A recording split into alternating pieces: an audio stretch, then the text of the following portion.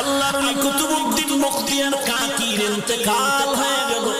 খাদেম ময়দানে লাশ হাজির করে, মাইয়তকে হাজির করে ইলান করে দিলেন, এক নাম্বার ওসিয়ত, জানাজা পড়ায় তাড়াতাড়ি কবরে রাখতে হবে, বিলম্ব করা যাবে না।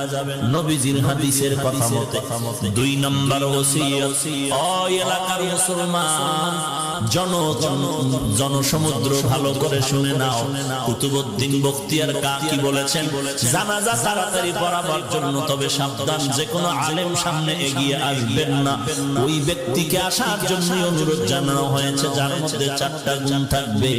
এক নাম্বার গুণ, ওই বান্দা জানাজার ইমামতি করবে যেই বান্দা জীবনে আসরের 4 রাকাত ফরজ নামাজের আগে আরো 4 রাকাত সুন্নাত আছে, জীবনে তার সুন্নাত ছুটে নাই।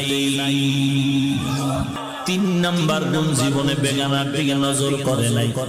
4 নাম্বার গুণ হলো, জিন্দেগিতে কোনোদিন তাহাজ্জুদের নামাজ কাজা করে নাই।